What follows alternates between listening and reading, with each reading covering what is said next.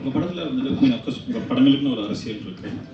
குறிப்பாக ஜென்டில்மேன் வந்தப்போ ஹீரோ வந்தப்போ அதில் ஒரு ஜென்டில்மேனோட சின்ன இன்ஃப்ளூயன்ஸ் இருக்குன்னு பிரபலா அதை பேசினாங்க. அதே மாதிரி சர்தார் வந்தப்பையும் அதில் ஒரு சின்ன இந்தியன் ஒரு ஃப்ளாஷ்பேக் ஒரு சின்ன இன்ஃப்ளூயன்ஸ் இருக்குன்றாங்க. இப்போ சங்கர் சாரோட படம் பார்த்தோம்னா அது ஒரு விஜிலான்டி ஃபிலிம்ஸ். உங்கள் படம் அதுக்கும் சம்பந்தம் இல்லை, உங்கள் படம் அந்த அரசியல் இல்லை. இருந்தாலும் உங்களுக்கு மேபி ஐயூ சங்கர் சார் வந்துட்டு ஒரு பெரிய ஸ்பெக்டாக்கல் ஒரு பெரிய பிளாக் பஸ்டர் ஃபிலிம்ஸ் பண்ணுறாரு. Is that some way influence for you or அதுலேருந்து ஏதாச்சும் எடுத்திருக்கீங்களா?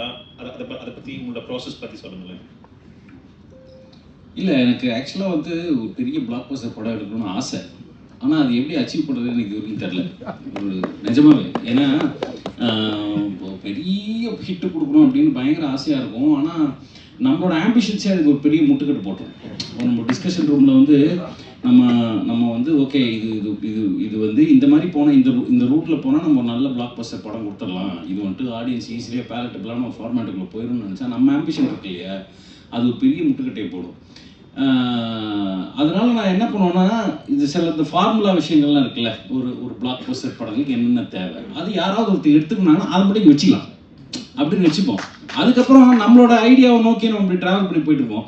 ஆனால் படம் ரிலீஸ் ஆனதுக்கப்புறம் தெரியுது நம்ம என்ன வச்சோமோ அதெல்லாம் எல்லாம் காரி துப்பிருப்பாங்க. என்னடா இதுதான்டா ஒர்க் அவுட் ஆகும். நம்ம ஆம்பிஷன் அது நம்ம ஆம்பிஷனுக்கும் அந்த பேலட்டபிள் ஃபார்முக்கும் ரெண்டுத்துக்கும் நடுவில் நடக்கக்கூடிய ஒரு அதான் போராட்டம்னு சொல்லலாம், கன்ஃபியூஷன்னு சொல்லலாம்.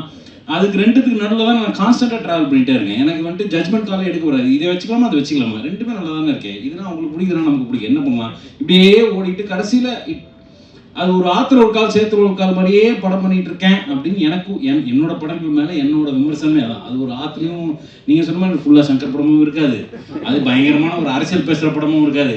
சரி இங்கே ஒன்று அங்கே ஒன்று அப்படி ஒன்று இப்படி ஒன்று எப்படியோ தப்பிச்சு கிப்பிச்சு ஹிட் ஆயிடுச்சு அப்படின்றதுனால நம்ம ஓகே வண்டி ஓடிட்டு இருக்கு. பட் ஏதோ ஒரு கட்டத்தில் வந்து I think I should focus on what kind of films that I want to two.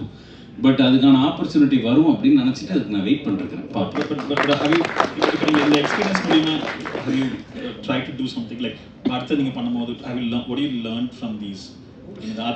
அதான் இப்போ ஆற்றுல ஒரு கால் சேத்துல ஒரு கால் வைக்க முடியாது. ஆனால் சேத்துல வச்சதுக்காக சில விஷயம் நமக்கு கிடைக்குது, ஆற்றுல வச்சதுக்காக சில விஷயம் கிடைக்குது. ரெண்டு பேரும் நமக்கு வேணும் இப்போ வரைக்கும் தோணிட்டே இருக்கு. அதுதான் பிரச்சனை. எந்த காலை எடுக்கிறதுன்றது ஒரு ஒரு ஒரு ஒரு கன்ஃபியூஷன் ஓடிட்டு இருக்கு இல்லையா, அதெல்லாம் போயிட்டு இருக்கு. பாப்பா ஏதோ ஒரு காலை எடுத்துருவோம். பார்ப்போம்.